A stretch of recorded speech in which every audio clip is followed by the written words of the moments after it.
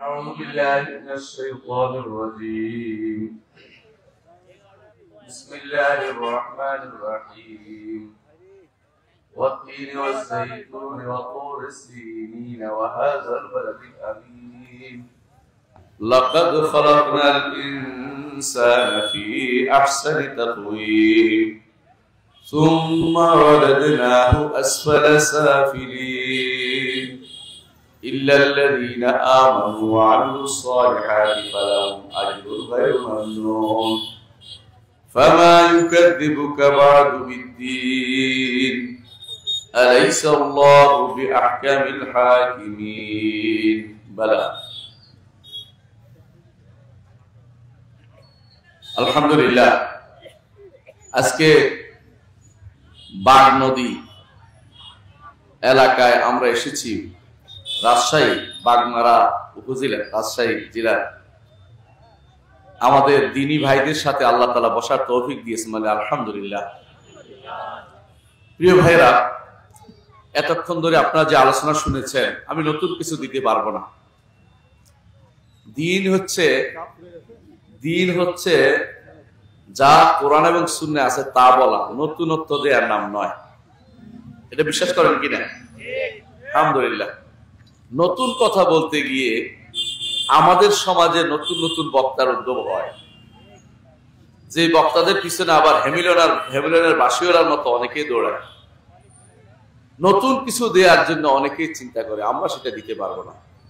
আমরা শুধু কোরআন এবং সুন্নাহ ভিত্তিক বর্ণনা আপনাকে দিতে পারবো। প্রিয় ভাইরা, আপনাকে শুনতে পাচ্ছেন? আলহামদুলিল্লাহ। যেটা বলছিলাম, তাহলে আপনাকে ওই জিনিসটাই আমি জানাবো যে জিনিসটা আল্লাহ তাআলা তার কোরআন এবং রাসূলুল্লাহ সাল্লাল্লাহু আলাইহি ওয়াসাল্লাম হাদিসে বলেছেন। এর বাইরে আমরা যাব না। নতুন নতুন তথ্য দিয়ে তাক লাগিয়ে দেয়া, এটা আমাদের দ্বারা সম্ভব না। আল্লাহ তাআলা কোরআনে কারীমে প্রথম থেকে যখন পড়বেন, কোরআনে কারীমের শুরু থেকে পড়বেন, প্রথম যে নির্দেশ দিয়েছে এটা কি জানেন? কি নির্দেশ দিয়েছে বলতে পারবেন? প্রথম নির্দেশ হচ্ছে ইয়া আইয়ুহান নাস উবুদু রাব্বাকুমুল্লাযী খালাকাকুম, হে মানুষেরা, তোমার ওই রবের ইবাদত করো যিনি তোমাদেরকে সৃষ্টি করেছেন। প্রথম নির্দেশ হচ্ছে রবের ইবাদত করা, যিনি তোমাকে সৃষ্টি করেছেন। দুইটা জিনিস আছে, একটা হচ্ছে রব যিনি হবেন তিনি অবশ্যই স্রষ্টা হতে হবে। রব যিনি হবেন তিনি অবশ্যই স্রষ্টা হতে হবে। ওয়াল্লাযীনা মিন ক্বাবলিকুম লাআল্লাকুম তাত্তাকুন, আর যারা তোমাদের আগে যারা আছে তাদেরকে সৃষ্টি করেছে। আল্লাযী জাআলা লাকুমুল আরদা ফিরাশা, জমিনকে এত সুন্দর করে বিছিয়ে দিয়েছেন আমাদের জন্য। ওয়া আনজালা লাকুম মিনাস সামাই মাআ, আকাশ থেকে পানি নাযিল করেছেন। ও বলেন কিনা? ফাআখরাজা বিহি মিনাত তামারাতি রিজকাল লাকুম, রিজিকের ব্যবস্থা কে করে? আল্লাহ। তাহলে রব ওই সত্তা হতে পারেন যিনি সৃষ্টি করেন, যিনি রিজিক দেন। দেখছেন তো একটা আয়াতের ভিতরে সৃষ্টি করেন এবং রিজিক দেন, এবং বৃষ্টি হইতে শুরু করে সবকিছু তিনিই পরিচালনা করার কেউ নয়। তাহলে বিশুদ্ধ আকীদার প্রথম কথা হচ্ছে এটা, যেটা আমাকে আলোচনা করতে বলা হয়েছে, সেটা হচ্ছে আমরা এমন এক রবের ইবাদত করি যিনি আমাকে সৃষ্টি করেছেন। আল্লাযী খালাকানি ফাহুয়া ইয়াহদিন, যিনি সৃষ্টি করেছেন তিনি আমাকে হেদায়েত দেন। ওয়াল্লাযী ইউতঈমুনি, আর যিনি আমাকে খাবার দেন। ওয়ায়াসকিন, আমাকে পান করান। ওয়াল্লাযী, আর ওই সত্তা যিনি আমি অসুস্থ হইলে তিনি আমাকে সুস্থতা দান করেন। কে বলছে? ইব্রাহিম আলাইহিস সালাম বলছে আপনি কার ইবাদত করেন? বলছে আমি তো ওই আল্লাহর ইবাদত করি যিনি আমাকে সৃষ্টি করেছেন, যিনি আমাকে খাবার দেন, যিনি আমার রিজিক দেন, যিনি পান করান, যিনি আমি অসুস্থ হলে সুস্থতা দান করেন। কে করে এটা? আল্লাহ। তাহলে সুস্থ আকীদা হচ্ছে এটা, যে আমার একজন স্রষ্টা আছে, যেই স্রষ্টা, আমার একজন রব আছেন যিনি সৃষ্টি করেছেন আমাকে, যিনি আমার সব নির্বাহ করছেন। আমাকে সন্তান কে দেয়? আল্লাহ।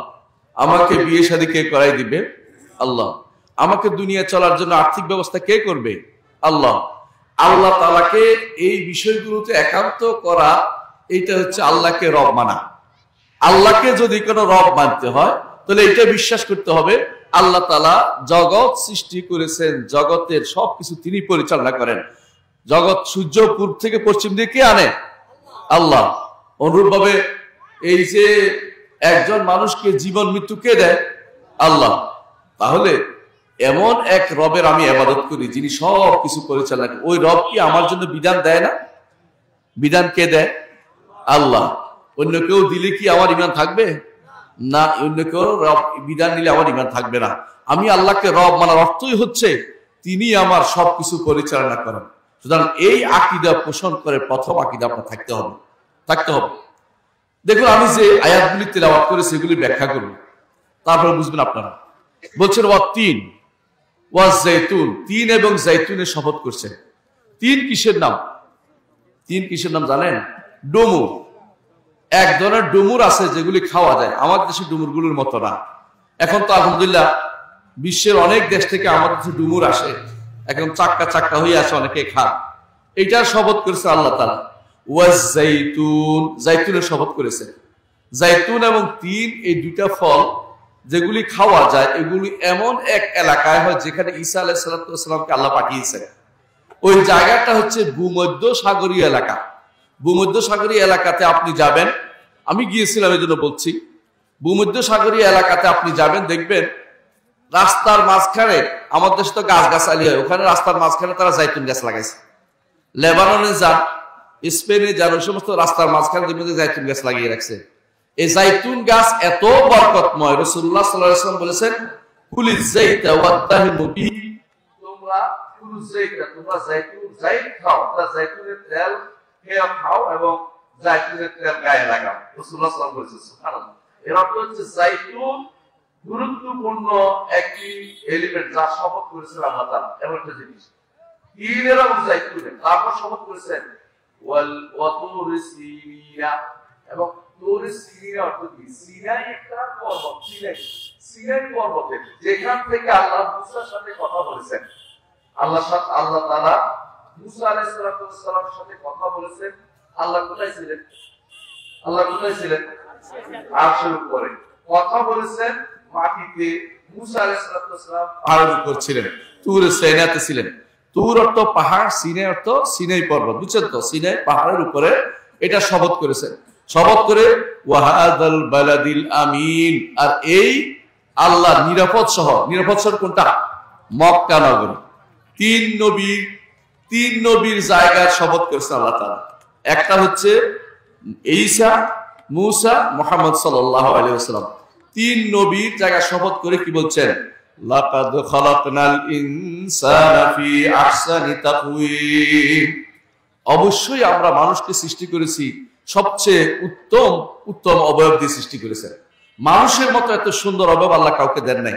মানুষ যতই বলুক না কেন, মানুষকে উত্তম অবয়ব দিয়ে আল্লাহ তাআলা সৃষ্টি করেছেন, বিশ্বাস করতে হবে। অন্য সব কিছুর চেয়ে মানুষ সুন্দর। এই জন্য রাসূলুল্লাহ সাল্লাল্লাহু আলাইহি ওয়াসাল্লাম বলেছেন যে তোমরা কারো চেহারায় মেরো না, কারণ আল্লাহ তাআলা মানুষদেরকে আল্লাহ তাআলা চেহারা দিয়ে সৃষ্টি করেছেন, যে সুন্দর চেহারা দিয়ে। কারণ এই চেহারা আল্লাহ তাআলারও আছে, বান্দারও চেহারা আছে। আল্লাহরও চেহারা আছে, তবে আল্লাহর চেহারা একরকম, বান্দার চেহারা একই রকম না। চেহারা আছে, এই জন্য আল্লাহ তাআলার চেহারাতে আঘাত করতে নিষেধ করেছেন রাসূলুল্লাহ আমাদেরকে। বান্দা আল্লাহ তাআলা কোনো চেহারা, আমাদের মায়ের সময় বাচ্চাদেরকে কোনো চেহারা আঘাত করবেন না, কারণ সবচেয়ে উত্তম সূরত দিয়ে আল্লাহ তাআলা মানুষদেরকে সৃষ্টি করেছেন। সুতরাং এগুলি শপথ করেছেন। তারপর কি বলতেছেন? এত সুন্দর সৃষ্টি করেছেন, কিন্তু সুম্মা রাদাদনাহু আসফালা সাফিলিন, তারপর তাকে একেবারে নিকৃষ্ট জায়গায় পৌঁছে দেয়। দুইভাবে, বয়স যখন হয় তখন কিন্তু মানুষ ধীরে ধীরে বাঁকা হতে থাকে, মুখ টুক বাঁকা হয়ে যায়, শরীর ভেঙে যায়, ঠিক না? ঠিক। এইটা একটা অমান্য আম্মির হুনুনাকি সুফিল খালকি, যাকে আমি বয়স দিয়ে দেই তার সৃষ্টির মধ্যে আমি কমতি ঘটাইয়ে দেই, আল্লাহ তাআলা বলছেন। আমরা অর্থ হচ্ছে বয়স হতে হতে মানুষের জীবন ধীরে ধীরে কি হয়? মানুষের শরীর কমতি আরম্ভ করে। এত কথার বলে আল্লাহ তাআলা মানুষ এমনকি তারপর আসফালা সাফিলিন, তাদেরকে পাঠাবে ঈমান যারা আনবে না, কাফের যারা হবে তাহলে ঈমান যারা আনবে তাদের কি হবে এটা বলতেছেন, ইল্লাল্লাযীনা আমানু ওয়া আমিলুস সালিহাতি ফালাহুম আজরুন গায়রু মামনুন। তবে যারা ঈমান আনবে, আমল সালেহ করবে, তাদের সওয়াব কোনোদিন বন্ধ হবে না। আল্লাহু আকবার। তাদের কোনোদিন বন্ধ হবে কেমনে? জান্নাতে গেলে কি আপনি কোনোদিন মারা যাবেন? না, মরবেন না। জান্নাতে গেলে কোনোদিন মারা যাবেন না। এর অর্থ হচ্ছে আপনার নেয়ামত চলতেই থাকবে, চলতেই থাকবে। শুধু দুনিয়ার 70টা বছর একটু কষ্ট করতে হবে, 70-80 বছর অথবা 100 বছর। কেউ কেউ বাঁচে 100 বছর। আগে যারা বেশি লোক বাঁচতো, এখন তো এত বছর বাঁচে না। 70-100 বছর যদি কোনো কষ্ট করতে পারেন, 70,000 বছর নয়, 7 লাখ বছর নয়, কত কত বছর থাকবেন জান্নাতে তার কোনো হিসাব নাই। কিন্তু একটু কষ্ট করে 70টা বছর ঈমান এবং আমল সালেহ করতে হবে। কি করতে হবে? ঈমান এবং আমল সালেহ করতে হবে। তাহলে কোনোদিন বন্ধ হবে না। জান্নাতে যাবেন আর আপনি যা চাইবেন তা পাবেন। লাকুম ফিহা মা তাশতাহি আনফুসুকুম ওয়া লাকুম ফিহা মা তাদউন। জান্নাতে তোমরা, আল্লাহ বলেছেন, যা তোমার অন্তর চাইবে, মন চাইবে তা পাবে, এবং যা তুমি দাবি করে দিবে তাও পাবে। কিভাবে দাবি করবে জানেন? আল্লাহ তাআলা বলে দিয়েছেন সূরা বাকারার 61 মধ্যে বলছেন, ইফাজ্জিরুনাহা তাফজিরা। এখন তো আপনি হাওয়া বদল করতে কোথায় যান? কক্সবাজার, তাই না? কষ্ট করে কক্সবাজার যান। তখনকার কক্সবাজার করবে, আমার কক্সবাজার আমার বাড়ির সামনে দিয়ে দাও, সঙ্গে সঙ্গে ওইরকম নদী নালা আপনার সামনে দিয়ে, বাড়ির সামনে দিয়ে চলে যাবে। অর্থাৎ আপনার যাইতে হবে না, চলে আসবে আপনার কাছে। শুধু একটু এই যে এত আনন্দের জায়গা, এক একটা জান্নাত হবে পৃথিবীর মতো 10টা, এক একজনের জান্নাত। এত বিশাল জান্নাত এমন হবে যে আপনি গাছের, এক একটা গাছের ছায়া আপনি চলতে পারবেন 100 বছর। 100 বছর চললেও শেষ হবে না। বিশাল গাছ রব্বুল আলামিন আপনার জন্য জান্নাতে আপনি গাছ রোপণ করেছেন নিজে হাতে, সহিহ হাদিস দ্বারা প্রমাণিত। এর অর্থ হচ্ছে আপনার জন্য এমন কিছু করে রেখেছেন। আল্লাহ তাআলা কোরআনে কারীমে জন্য বলছেন, কি বলেছেন? ফালা তা'লামু নাফসুম মা উখফিয়া লাহুম মিন কুররাতি আয়ুন। কোনো মানুষ জানে না তার জন্য চক্ষু শীতলকারী জিনিস কি আমি রেখে দিয়েছি জান্নাতের মধ্যে। আল্লাহু আকবার। প্রিয় ভাইরা, আমি যদি আপনাকে দিতে পারি সর্বোচ্চ কত দিতে পারবো? আমার যতটুকু ক্ষমতা আছে এর বাইরে দিতে পারবো না। কিন্তু রব্বুল আলামিনের অপার ক্ষমতা, তার ক্ষমতার কোনো শেষ নেই।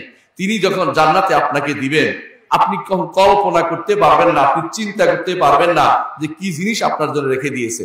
এই জন্য মুহাম্মদ রাসূলুল্লাহ সাল্লাল্লাহু আলাইহি ওয়াসাল্লাম বলেছেন, ফিল জান্নাতে মা লা আইনুন রাআত।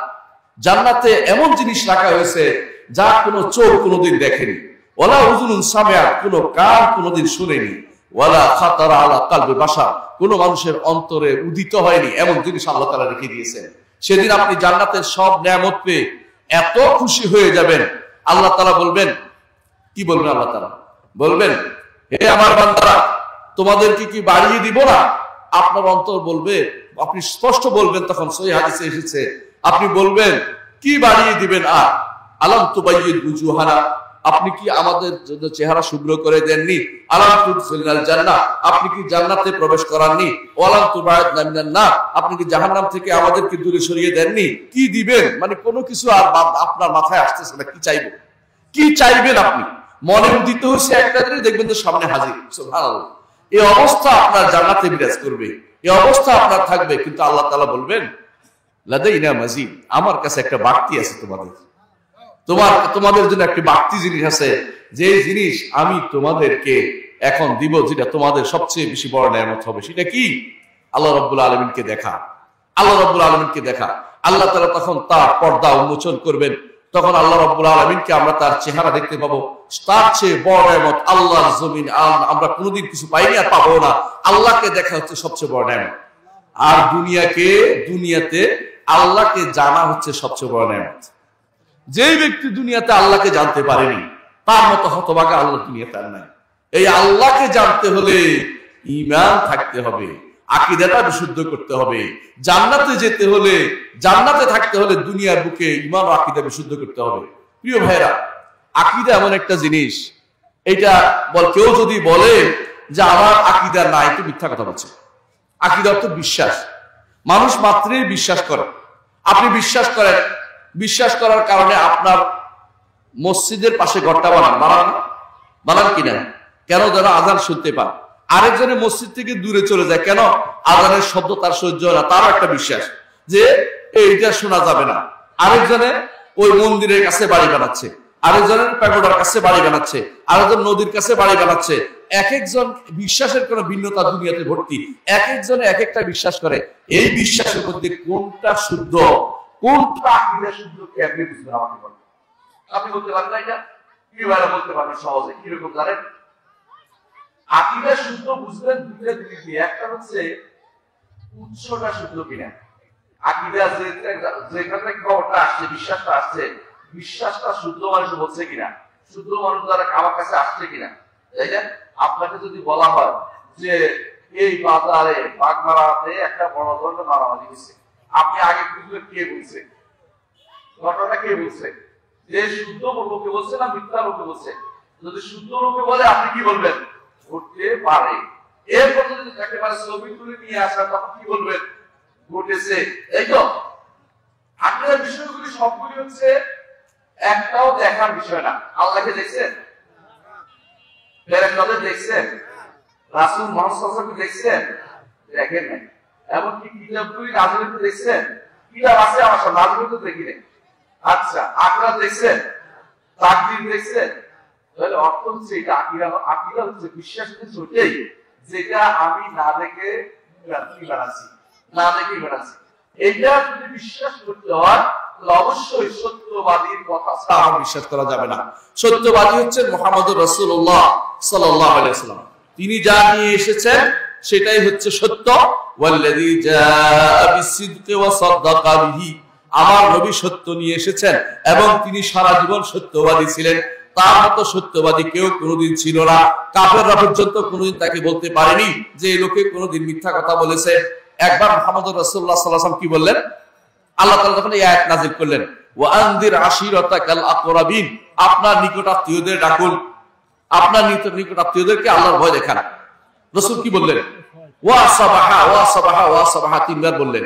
আরবের সমস্ত লোকেরা খবর যারা পাইছে সবাই কুরাইশ সবাই দৌড়ে পাঠিয়ে দিল যে এই লোকে তো কোনোদিন কিছু বলে না, ঘটনা ঘটছে কিছু একটা, দেখ আমরা যাইয়া দেখি। যে যায় নাই লোক হলেও পাঠাইছে, যাইতে পারে না লোক হলেও পাঠাইছে। বসার পরে ওখানে আসার পর রাসূলুল্লাহ সাল্লাল্লাহু আলাইহি ওয়াসাল্লাম বললেন, আমি যদি তোমাদেরকে বলি এই উপত্যকার পিছনে একদল বাহিনী তোমাদের আক্রমণ করতে আসছে, তোমরা কি বিশ্বাস করবে? বলে অবশ্যই বিশ্বাস করবো, কারণ আপনি কোনোদিন মিথ্যা কথা বলেন না। আল্লাহু আকবার। রাসূলুল্লাহ সাল্লাল্লাহু আলাইহি ওয়াসাল্লাম কোনোদিন মিথ্যা কথা বলেন না। যে মানুষটি নিজের জন্য মিথ্যা বলেন না, আল্লাহর উপর মিথ্যা কথা কেন বলবেন আমাকে বলেন? কোনোদিন তিনি মিথ্যা কথা বলেন নাই। রাসূলুল্লাহ সাল্লাল্লাহু আলাইহি ওয়াসাল্লাম যখন কাবা ঘরের হাজরে আসওয়াদ কে লাগাবে এই নিয়ে ঝগড়া চলছিল, তখন তারা বলছে এই দরজা দিয়ে যে প্রথম আসবে তাকে দিয়ে আমরা কাবা ঘরের হাজরে আসওয়াদ লাগাবো। এমন সময় ঢুকছে মুহাম্মদুর রাসূলুল্লাহ সাল্লাল্লাহু আলাইহি ওয়াসাল্লাম। তারা কি বলছে? হাযাল আমিন, এই তো আমিন আসছে, অর্থাৎ এই বিশ্বস্ত লোক আসছে, এই লোক দিয়ে আমরা এই কাজটি করাবো। রাসূল নিজ হাতে কাবা ঘরের সেই জায়গাটা তুলে লাগাই দিলেন। অন্যদের বললেন যে ধরো ধরো, সবাই ধরলো, কিন্তু নিজে তুলে লাগাই দিলেন। তিনি হচ্ছেন জাহিলি যুগেও তিনি সত্যবাদী ছিলেন, ইসলামের পরও তিনি সত্যবাদী। এই লোকটি যে বিধান নিয়ে এসেছেন তা অবশ্যই সহিহ এবং বিশ্বস্ত, এবং সেটাই হচ্ছে আকীদা। মুহাম্মদুর রাসূলুল্লাহ সাল্লাল্লাহু আলাইহি ওয়াসাল্লাম যে আকীদা দিয়েছেন আমাদেরকে, এর চেয়ে সহিহ আকীদা কিছু হতে পারে না। এই সহিহ আকীদা হচ্ছে আল্লাহর উপরে ঈমান আনতে হবে এবং ফেরেশতাদের উপর ঈমান আনতে হবে এবং তাকদীর উপর ঈমান আনতে হবে, আখিরাতের উপর ঈমান আনতে হবে, কিতাবের উপরে এবং রাসূলদের উপর ঈমান আনতে হবে। এই ছয়টি কয়টা? এই ছয়টি জিনিসের উপর ঈমান আনা হচ্ছে সহিহ আকীদা, বুঝছেন? এখন যদি আপনি বলি, আমি শুরু করি, আমি দেখব যে কতজন সহিহ আকীদা আছেন। আল্লাহর উপর ঈমান। আল্লাহর উপর ঈমান বলতে কি বোঝায়? কে বলতে পারবেন? আল্লাহর উপর ঈমান হচ্ছে যদি মনে করেন আমার আল্লাহ একজন আছে, তিনি আমাকে সৃষ্টি করেছেন, তিনি আমাকে জীবন দেন, তিনি আমাকে মৃত্যু দেন, তিনি আমাকে রিজিক দেন, তিনি আমাকে দুনিয়া সবকিছু দিচ্ছেন, ঈমান হয়ে গেছে? আল্লাহর উপর ঈমান হয়ে যাবে? না, হবে না। একটু আংশিক হয়েছে, অংশ হয়েছে, একটা অংশ হয়েছে, একটা অংশ হয়েছে। এর সাথে যুক্ত হতে হবে কি? তিনি অবশ্যই তার নাম আছে, গুণ আছে, এগুলি তাকে রাখতে হবে। আল্লাহ বলে দিয়েছেন ওয়ালিল্লাহিল আসমাউল হুসনা ফাদউহু বিহা, আল্লাহর নাম আছে, গুণ আছে, এগুলো দিয়ে আল্লাহকে ডাকতে হবে। এর অর্থ হচ্ছে একটু বাড়ছে, 2 নম্বরটা বাড়ছে। 3 নম্বর, যে আল্লাহ আছেন, যে আল্লাহ সৃষ্টি করেছেন, জীবন দিচ্ছেন, মৃত্যু দিচ্ছেন, যে আল্লাহর নাম আছে, গুণ আছে, একমাত্র তারই ইবাদত করতে হবে, কারো ইবাদত করা যাবে না। এই 3টি জিনিস যতক্ষণ পর্যন্ত না হবে ততক্ষণ পর্যন্ত ঈমানদার হইতে পারবেন না। ততক্ষণ পর্যন্ত আপনার আকীদা শুদ্ধ হয় নাই।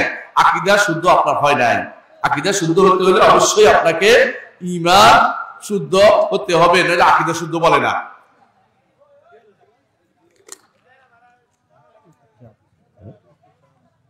প্রথম কাজ হচ্ছে, তাহলে প্রথম কাজ যেটা সেটা হচ্ছে অবশ্যই আমার ঈমানটা শুদ্ধ হতে হবে, আকীদা, আল্লাহর উপর ঈমানটা। যদি কেউ মনে করে যে আমার জীবনের ভালো মন্দ কিছু অন্য কেউ করতে পারে, আমার জন্য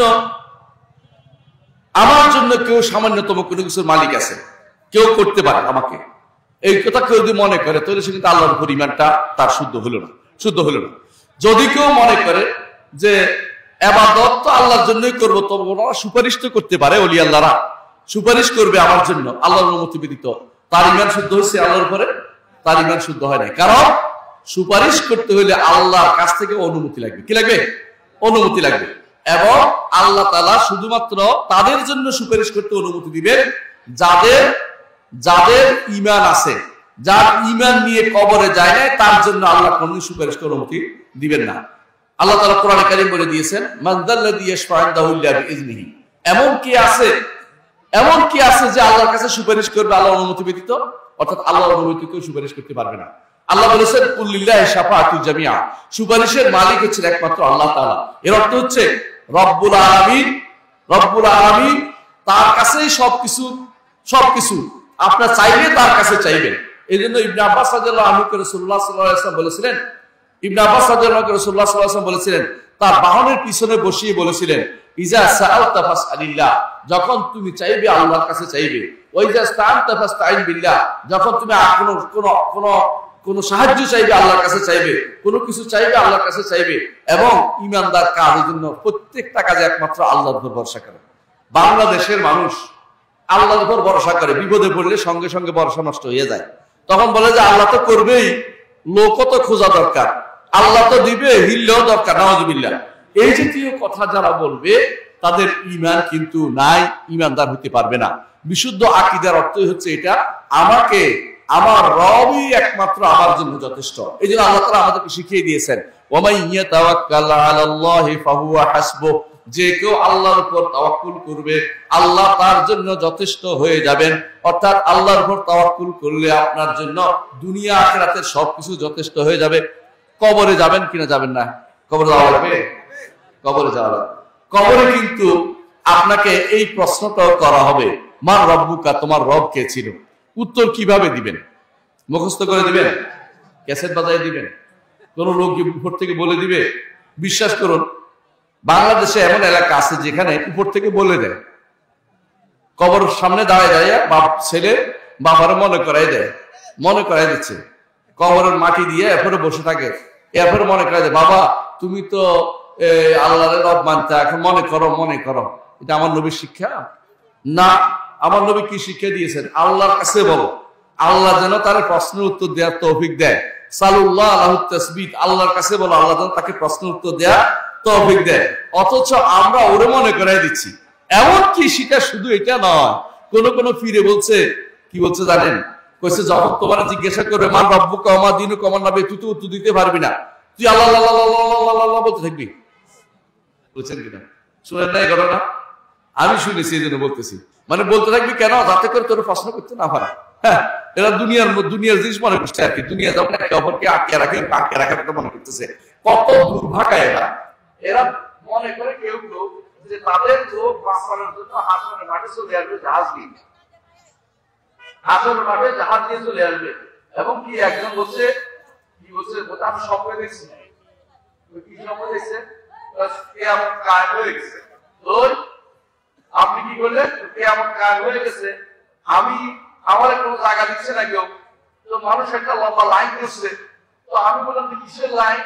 বললো যে এটা সর্বনায় যারা ভালোবাসে তাদের লাইন।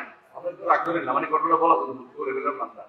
তো বলছে আচ্ছা ওটা লাই, আমি তো ওনাদের মুরিদ না, একটা ভালোবাসা কিনা একটা হক তোর দাঁড়াই তো লাইনে, তোর লাইনে দাঁড়াই তো, মানে এটা হচ্ছে ঠাট্টা মস্কারি করা আল্লাহ দিয়ে, ইমান দিয়ে ঠাট্টা মস্কারি করা। হাসরের মাঠে জাহাজ করতে গেছে, এটা পানি করতে গেছে জাহাজের মধ্যে। হাসরের মাঠ কি জাহাজ পানির মতো? হাসরের মাঠ কি ওরকম হবে? নাউযুবিল্লাহ। এদের যে বিশ্বাস, এই বিশ্বাসগুলো কত নিকৃষ্ট আপনি কি চিন্তা করে দেখেছেন? হাসরের মাঠে আল্লাহ ছাড়া সেদিন কারো কোনো কথা চলবে না, একমাত্র আল্লাহর কথাই সেদিন চলবে। আল্লাহ ছাড়া কারো কথা সেদিন চলবে না, সেখানে কোনো কথা, সেখানে কথা বলতে পারবে না। ইয়াউমাইযিন, সেদিন আল্লাহ তাআলা বলছেন লা তাকাল্লামু নাফসুন ইল্লা বিইজনি, আল্লাহর অনুমতি ব্যতীত কোনো বান্দা কথা বলতে পারবে না, কোনো বান্দা কথা বলতে পারবে না। আল্লাহর অনুমতি হলে শুধু কথা বলবে। এর আগে করতে কি করবে? ফালা তাসমাউ ইল্লা হামসা, শুধুমাত্র ক্ষীণ স্বরে কথা বলতে পারবে, এর বাইরে কেউ উচ্চ স্বরে কথা বলার ক্ষমতা সেদিন থাকবে না। আর সেদিন জাহাজ নিয়ে তিনি আসবেন। আপনাদেরকে বোকা বানানো হয়, মানুষদেরকে এদেশে কিছু শিরকি রাখা তৈরি হচ্ছে, এগুলি আকীদা বিশ্বাস নষ্ট করে আমাদেরকে জাহান্নামের পথ দেখানো হচ্ছে। আমাদেরকে যে কোনো মূল্যে বিশুদ্ধ আকীদায় থাকতে হবে। এই সমস্ত যারা আখড়া করেছে, শিরকি আখড়া, এই শিরকি আখড়া থেকে মানুষকে সাবধান করতে হবে। প্রিয় ভাইরা, এই শিরকি আখড়া যারা করেছে এদের সংখ্যা কম নয়। আশেপাশে খুঁজে দেখবেন শিরকি আখড়ায় ভর্তি মানুষ হয়ে গেছে। এই মানুষরা দিন দিন তাদের সংখ্যা বাড়াচ্ছে, মিথ্যা কারামত প্রমাণ করতেছে। কি কারামত? অমুক হুজুরে দেখছে, কি দেখছে? অমুক হুজুরে দেখছে আমার আব্বা হুজুরে, হ্যাঁ অমুক হুজুরে স্বপ্নে দেখছে আমার আব্বা হুজুরে পানির মধ্যে নামাজ পড়তেছে। দাঙ্গার কি অভাব হয়েছে? উনি পানিতে নামাজ পড়তে গেছেন কেন? ওনার দুঃখ কেন এত? উনি পানিতে নামাজ পড়তে যান কেন? এটা হচ্ছে মানুষকে বোকা বানানো, যে পানির উপরে নামাজ পড়ে, পানির উপরে নামাজ পড়লেও সে আল্লাহর ওলি হবে না। পানির উপরে পোকামাকড় থাকে, হ্যাঁ একজনের পোকামাকড় কাছে পানির মধ্যে হাঁটে, দেখছেন না? এরা পানির পোকামাকড় ছাড়া কিছুই না। এই ব্যক্তি, যে ব্যক্তি বলছে পানির উপরে নামাজ পড়ে, কিছুদিন আগে বন্যা হয়েছিল, ওনার এলাকাতে 10 হাত পানির নিচে ওনার কবরটা পড়ে আছে, উঠাইতে পারে নাই। উনি তো বলতে পারতো যে এই কবর আমি টুকি নিয়ে উপরে উঠে গেলাম, পাচ্ছে, উড়াইতে পারে নাই। উনি কোনোদিন বলতে পারেন যে আমি কবর থেকে বেরিয়ে গেলাম, আমার কষ্ট হচ্ছে, এই কষ্টের মধ্যে উনি কবরের মধ্যে উনি ছোট জায়গায় থাকার দরকার কি, বাইরে চলে আসতে পারে না? এগুলি হচ্ছে সবই হচ্ছে ভাওতাবাজি, আমাদেরকে ধোঁকা দেওয়া হচ্ছে। কবরে আল্লাহ ব্যতীত কেউ আপনাকে রক্ষা করতে পারবে না, হাসরের মাঠে আল্লাহ ব্যতীত কেউ আপনাকে সাহায্য করতে পারবে না। আল্লাহ যদি চান কোনো ব্যক্তি আপনার জন্য সুপারিশ করবে, আল্লাহ যদি কারো না চান আপনি কিছু করতে পারবেন না। আপনার কষ্ট হতেই থাকবে, হতেই থাকবে, হতেই থাকবে, যতক্ষণ পর্যন্ত আপনার জন্য কারো সুপারিশ হবে অথবা মুহাম্মদুর রাসূলুল্লাহ সাল্লাল্লাহু আলাইহি ওয়াসাল্লাম আপনাকে বাঁচানোর চেষ্টা করবেন। কিভাবে? আল্লাহর কাছে সিজদায় পড়ে যাবেন, আল্লাহ তাআলা তিনি বলবেন যে ঠিক আছে, আপনি যাকে যে কালেমা পড়েছে ঈমান ঠিক আছে, এরকম মানুষকে আপনি জান্নাতের পথে নিয়ে আসুন। কিন্তু আকীদা যদি নষ্ট হয়, যদি কেউ বিশ্বাস করে যে আমার হুজুরে গায়েব জানে, যদি কেউ বিশ্বাস করে আল্লাহ সর্বত্র বিরাজমান, যদি কেউ বিশ্বাস করে যে আমার হুজুরে এমন ক্ষমতা আছে তিনি ছেলেকে মেয়ে করে দিতে পারেন, ছেলেকে মেয়ে করে দিতে পারেন, ছেলেকে মেয়ে করে দিতে পারেন, মেয়েকে ছেলে করে দিতে পারেন। আব্দুল কাদের জিলানীর সেই ঘটনা আপনারা সকলে শুনছেন, ছিল কি? আব্দুল কাদের জিলানীর এক মহিলা মুরিদ উপস্থিত, কি দিল? আমার স্বামী বলছে যদি এবারও যদি আমার মেয়ে হয় তাহলে আমার তিনি তালাক দিয়ে দিবেন। আচ্ছা, এখন আব্দুল কাদের জিলানী কি করছে? মোরাকাবা করছে, বসে দেখছে যে এখনো তার পেটের ভিতরে কি মেয়ে, এই মহিলার পেটের ভিতরে মেয়ে, মানে গল্প বিশ্বাস করিয়েন না, গল্প কেমন শুনুন দেখেন। তখন তিনি জোরে এক ধমক দিচ্ছেন মহিলারে, সারা পৃথিবী যদি আরেকবার ধমক দিতেন সারা পৃথিবীর সব মেয়ে ছেলে হয়ে যেত। ওনার ধমকের ছোটে পেটের ভিতরে মেয়েটা ছেলে হয়ে গেছে। মানে এত বড় ডাহা মিথ্যা কথা কেমনে করলো আপনি মকে বলেন? অথচ আব্দুল কাদের জিলানী রাহমাতুল্লাহ আলাইহি একজন আল্লাহ নেককার বান্দা ছিলেন, তার নামে এরা মিথ্যা কথা বানায়। এদের এগুলি তাদের ওয়াজের মধ্যে আলোচনা করে, এই হুজুর এগুলি আলোচনা করে, ওরা কুফরি শিক্ষা দিচ্ছে। আপনাকে বিশ্বাস করতে বলতেছে যে আল্লাহ ছাড়া কেউ জগতের কোনো কিছু করতে পারে। যে কেউ মনে করবে জগতের মধ্যে কেউ কি আছে, গাউস আছে, কেউ মনে করবে কুতুব আছে, কেউ মনে করবে আবদাল আছে, নোকাবা নুজাবা আছে। আবদাল অর্থ একটা হাদিসে আছে, এটা হলো শুধুমাত্র যারা ঈমান আমল নিয়ে কাজ করে তাদেরকে বলা হচ্ছে। এর বাইরে আবদার আলাদা গোষ্ঠী আছে যারা বদল হয়, একজন মরে গেলে আরেকজন ওর জায়গায় আসে, এই জাতীয় যারা বিশ্বাস করবে। এটা কি কোন আকীদা? বাতিল আকীদা। এটা কি আকীদা? বাতিল আকীদা। এই বাতিল আকীদা দুনিয়া ভর্তি। যারা কবরকে সুন্দর করে খেদমত করে যাচ্ছে। কবরে কি খেদমত করে? কবর কি পা টিপে? কবরে কি করে? হ্যাঁ, কবরের পূজা করে। পূজা কি জন্য করে জানেন? কারণ যদি বলতে পারেন যে এইখানে হুজুরের কেরামতিতে এই ঘটনা ঘটছে, বিকাল পর্যন্ত মহিলা সহ একটা বিরাট গোষ্ঠী হাজির হয়ে যাবে, 10 লাখ হাজির হইতে কোনো আপত্তি নেই, এরকম হাজির হয়ে যাবে। আমাদের ঝিনাইদহ একবার এক লোকে চাপকল দিছে। চাপকল ছিলেন? চাপকল, মাটির কল। তো চাপকলের পানি খাইয়ে এক মহিলা বলতেছিল যে আমার পেটের ব্যথা ভালো হয়ে গেছে। বিকাল পর্যন্ত খবর হয়ে গেছে পুরো এলাকায় যে ওইখানে চাপকলের পানি খাইলে সব মানুষ ভালো হয়ে যায়। তখন বিকাল পর্যন্ত পুরো এলাকাতে 10,000-এর বেশি মহিলা হাজির হয়ে গেছে। এমনকি যখন তারা বন্ধ করে দূরে দিল, ওখানকার মাটি পর্যন্ত নিয়ে গেছে কা মহিলারা। বুঝছেন তো কথা? কি করছে? মানে তারা মনে করছে এই সুযোগ আর পাবে না, এই সুযোগ আর পাবে না। এই সুযোগ শুধু এই এলাকা, মানে শুধু ঝিনাইদহ বলছি না, একটা বিশাল এলাকা আছে যেখানে এই জাতীয় কাজগুলি করা হয়। আমি ওই দিন ইয়াতে ব্রাহ্মণবাড়িয়া গেছিলাম। ওখানে ব্রাহ্মণবাড়িয়া একটা আছে, পুকুর আছে। ওই পুকুরের পানি সবাই নিয়ে যায়, মানত করে নিয়ে যায়, টাকা দিয়ে নিয়ে যায়। আমাদের গাজীপুর এলাকাতে একটা পুকুর আছে, এখানে টাকা ফেলায়। টাকা যদি ভাসে তো বলে যে আমার উদ্দেশ্য সাধন হবে না, টাকা যদি ডুবে যায় তো বলে উদ্দেশ্য সাধন হবে। এই টাকা অনবরত ফালাচ্ছে, আর রাতের বেলা ওরা জাল দিয়ে টাকা উঠে নিয়ে পয়সা আনা হচ্ছে।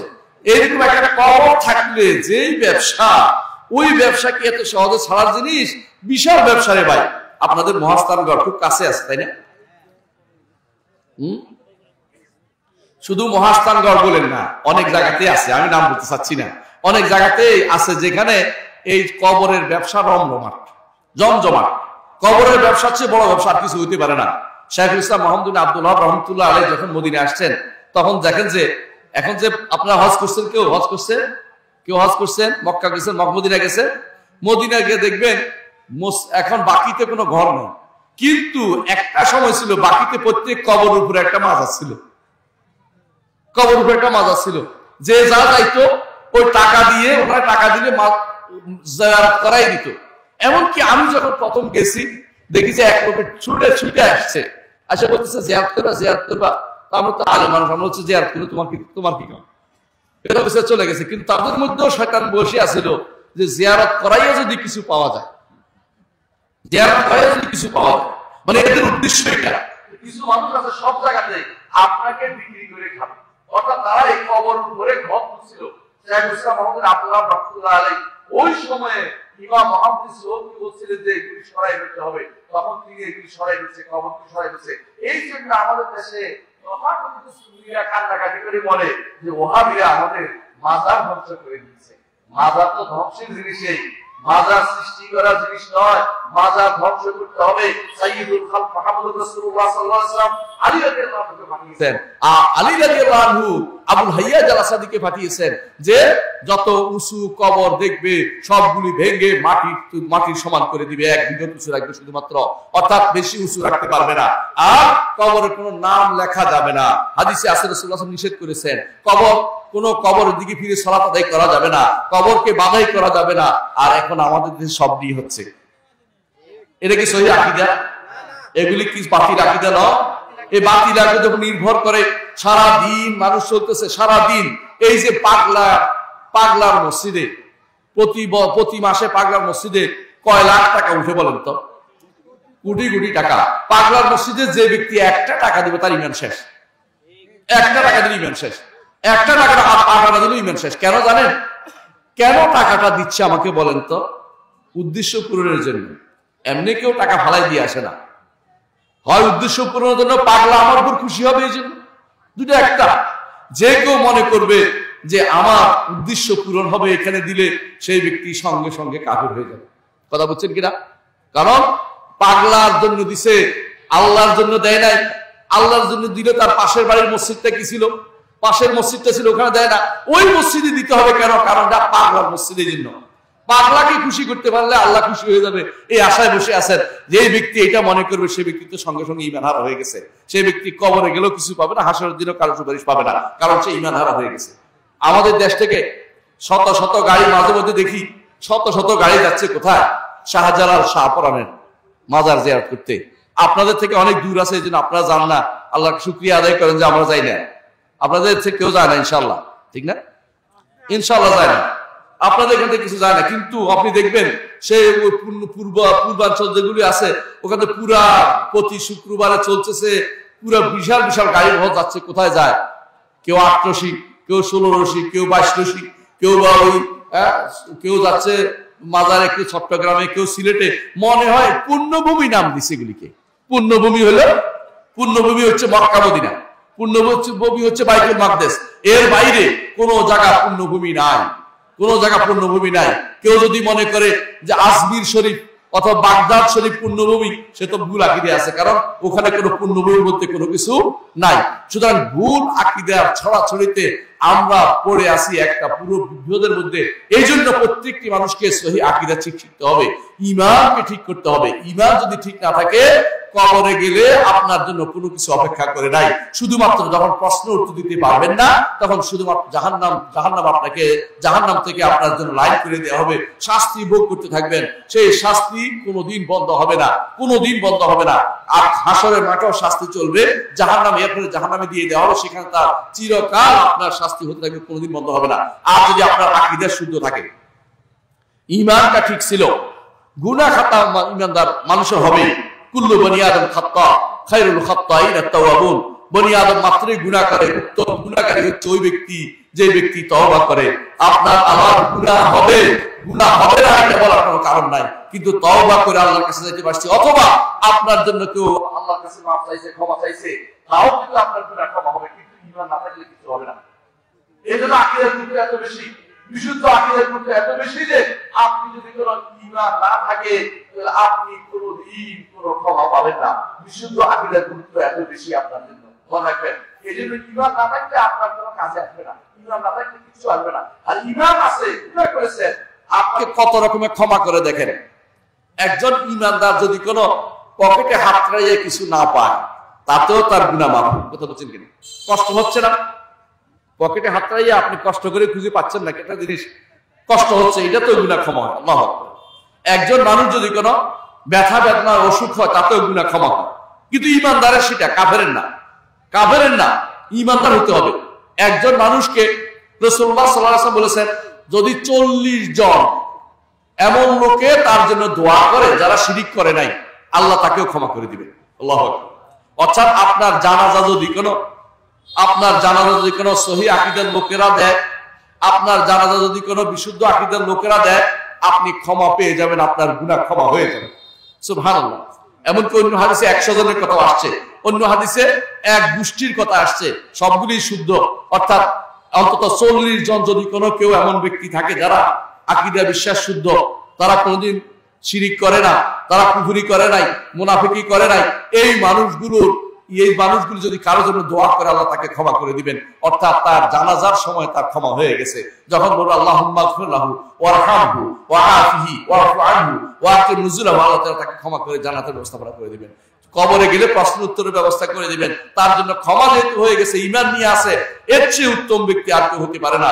ইল্লাল্লাযীনা আমানু ওয়া আমিলুস সালিহাতি ফালাহুম আজরুন গায়রু মামনুন।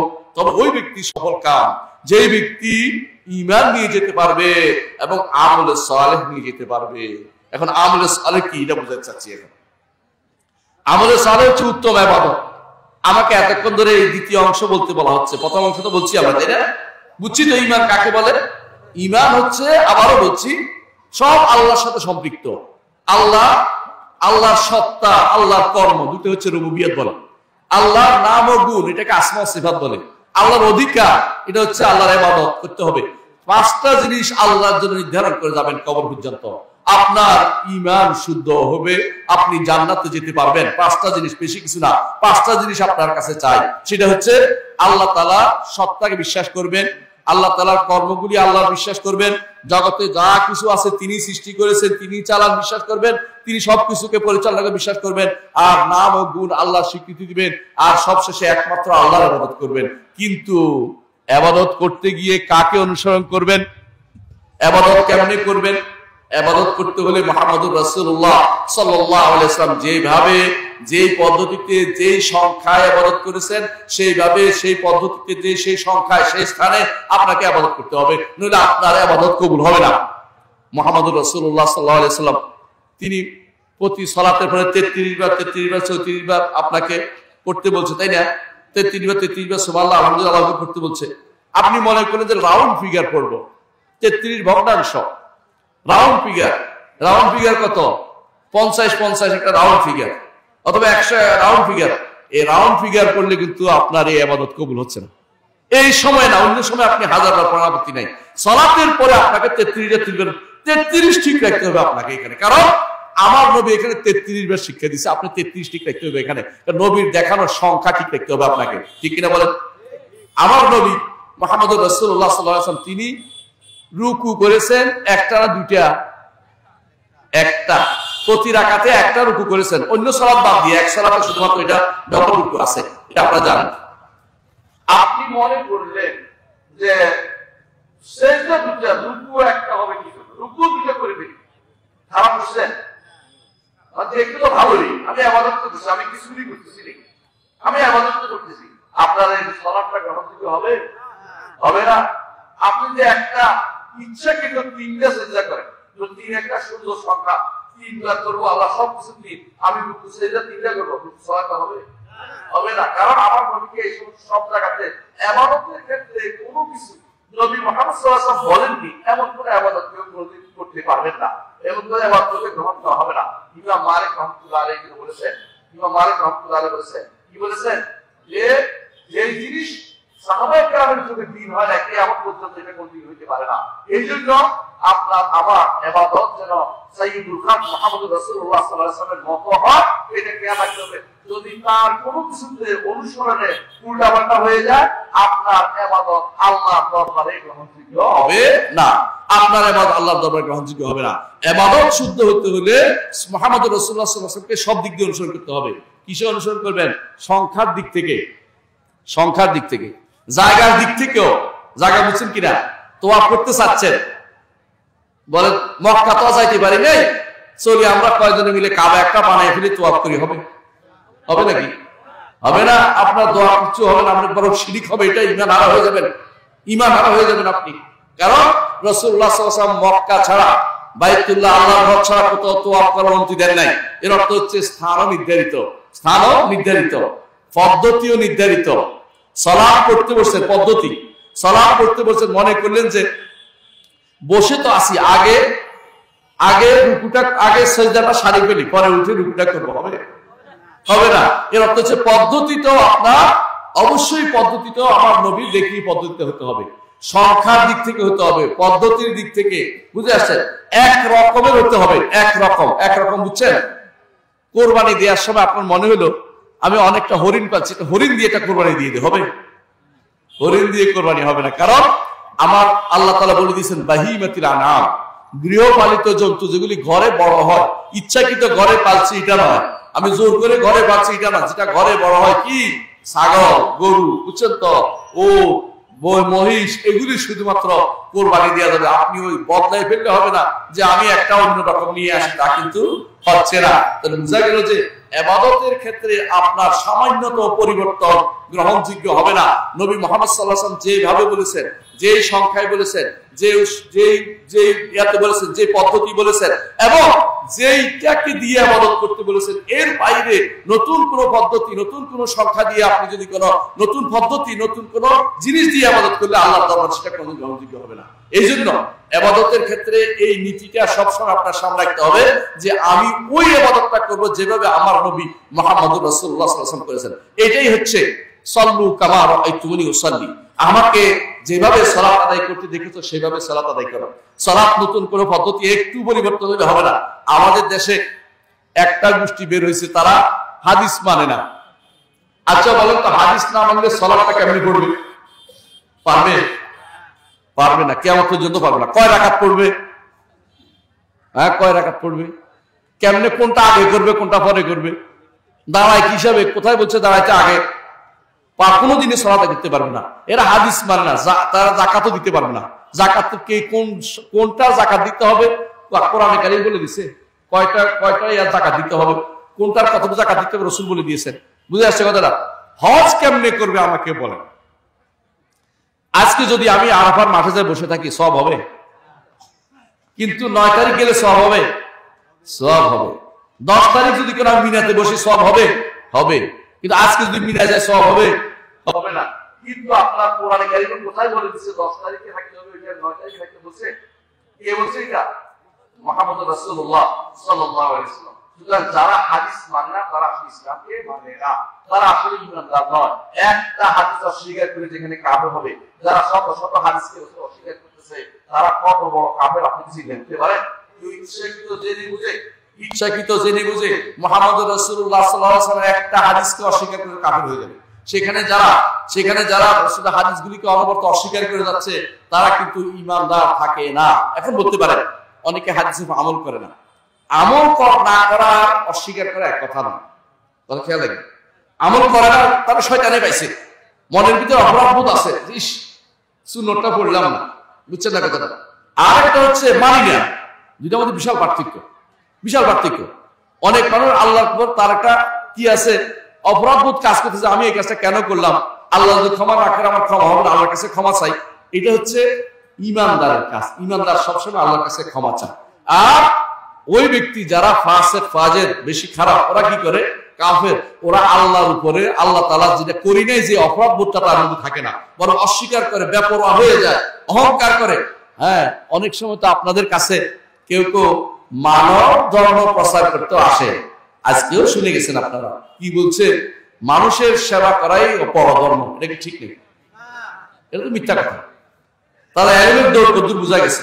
এই সমস্ত মানুষ আপনাদের জনপ্রতিনিধি হবে এক সময়, পরবর্তী দেখবেন যে এরা আপনাদেরকে ভুল পথে নিয়ে যাবে।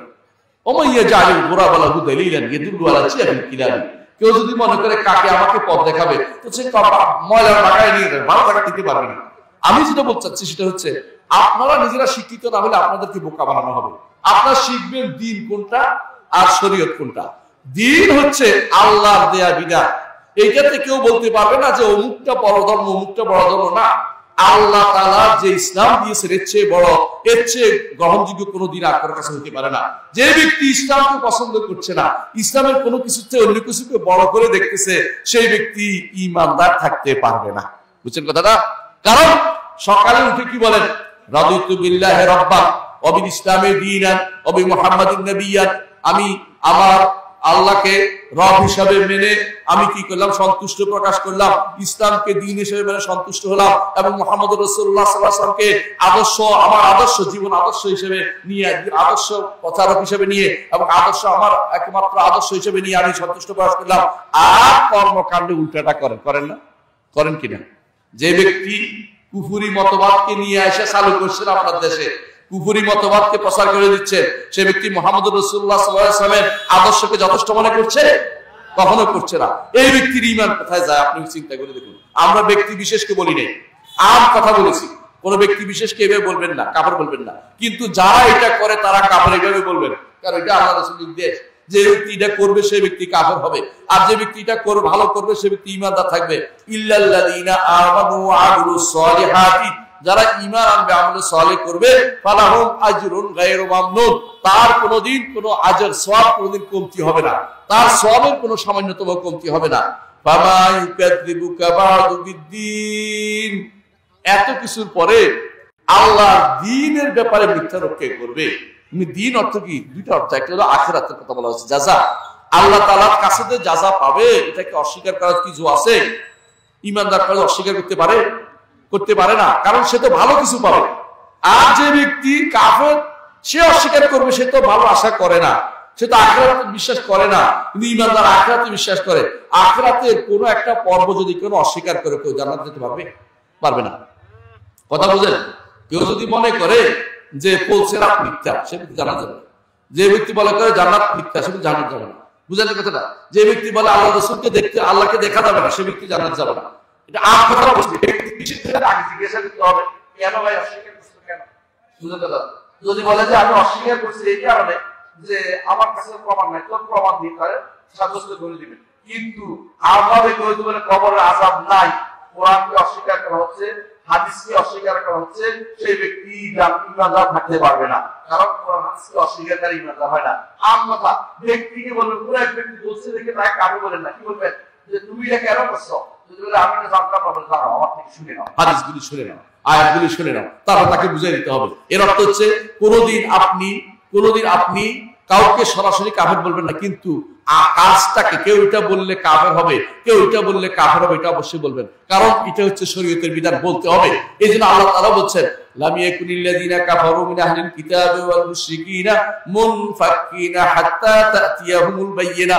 আহলে কিতাবরা কাফের আল্লাহ বলে দিয়েছে। হ্যাঁ, আহলে কিতাবরা আল্লাহ বলছে কাফের। আমাদের সমাজে অনেকে আছে আহলে কিতাব, কাফের বলা যাবে না। হ্যাঁ, অনেকে আছে বলতেছে আমার ছেলে তো আহলে কিতাব বিয়ে করছে, বুঝছেন তো, অমুকে তো তার মেয়েটারে ইহুদির হাতে বিয়ে দিয়ে দিচ্ছে। মনে হয় না একজন ভালো একজন মন্দ, দুইজনেরই শয়তানি করছে, বাদরামি করছে। আহলে কিতাবদের বিয়ে করার শর্ত আছে। আহলে কিতাব বুঝেননি, ইহুদি নাসারাদের কন্যাদের বিয়ে করার শর্ত আছে।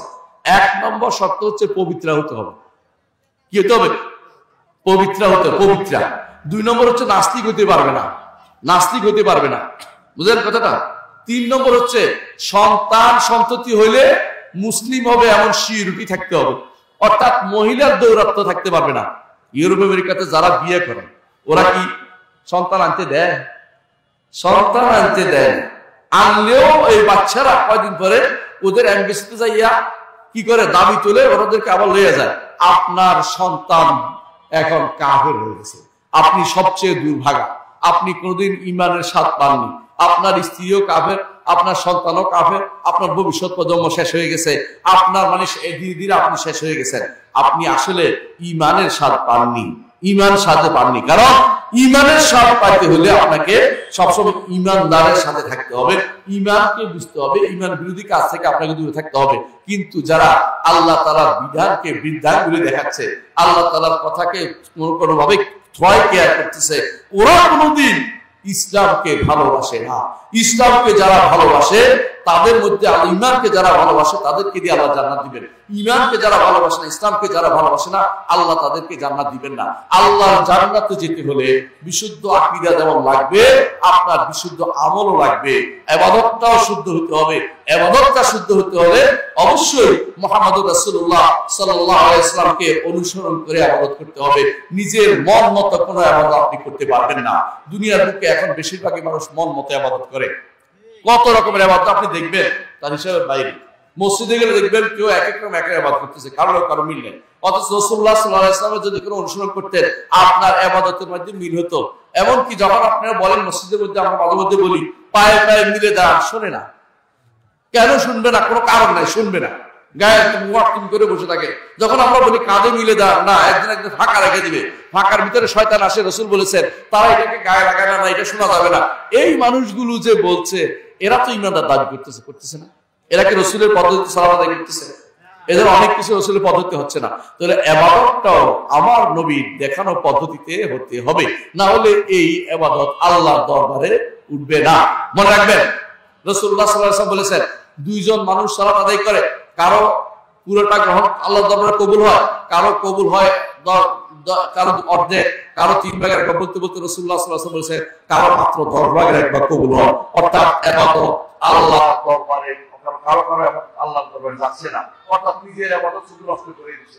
দেখুন, যার ঈমান নাই সে যদি সারা দিন ইবাদত, সারা দিন রোজা রাখছে, বুঝলেন না, এও তো একটু বিশ্বাস আছে কি ওলি আল্লাহর কিছু না কিছু ক্ষমতা আছে, একটু বিশ্বাস, আর কোনো সমস্যা নাই। আর কি করছে সে? আর কি করছে? সারা দিন রোজা রাখছে, এমনকি তাহাজ্জুদ করছে। এই ব্যক্তির আবার আল্লাহ দরবারে কবুল হয়েছে। দুইটা জিনিস আপনাকে রাখতেই হবে। আল্লাহ তাআলা কোরআনে কারীমে সূরা কাহফের শেষ আয়াতে বলে দিয়েছেন, ফামান কানা ইয়ারজু লিকা রাব্বিহি ফালইয়ামাল আমালান সালিহান ওয়া লা ইউশরিক বিইবাদাতি রাব্বিহি আহাদা। সুতরাং যে কেউ আল্লাহর সাথে সাক্ষাতের আশা করে, আল্লাহর সাথে সাক্ষাৎ বুঝেন, আল্লাহর সাথে সাক্ষাৎ বুঝেন, আল্লাহর সাথে সাক্ষাৎ হচ্ছে আল্লাহকে দেখা। জান্নাতে আল্লাহর সাথে সাক্ষাৎ হবে, হবে না? আমরা সবাই বিশ্বাস করি, ঈমান রাখি যে আল্লাহর সাথে আমাদের সাক্ষাৎ হবে। যে কেউ এই ঈমান রাখে যে আল্লাহর সাথে আমার সাক্ষাতের আশা করবে, রাসূলুল্লাহ সাল্লাল্লাহু আলাইহি ওয়াসাল্লাম বলেছেন যে কেউ এই ভালোবাসবে যে আল্লাহর সাথে সাক্ষাৎ, জান্নাতে আল্লাহকে দেখবো, আল্লাহ তার সাথে সাক্ষাৎকে ভালোবাসেন। আল্লাহ আল্লাহ আপনার সাথে সাক্ষাৎকে ভালোবাসেন। আর যে কেউ আল্লাহর সাথে সাক্ষাৎকে ঘৃণা করবে, পছন্দ করবে, আল্লাহ তার সাথে সাক্ষাৎ দিবেন না, অর্থাৎ জান্নাতে তাকে দিবেন না, আল্লাহকে দেখার সুযোগ আল্লাহ তাআলা দিবেন না। এই জন্য দুনিয়াতে যে কেউ আল্লাহর সাথে সাক্ষাৎ করতে চায় সে যেন দুইটা কাজ করে, আল্লাহ বলে দিয়েছেন এক নম্বর কাজ হচ্ছে আমলে সালেহ করতে হবে। কি করতে হবে?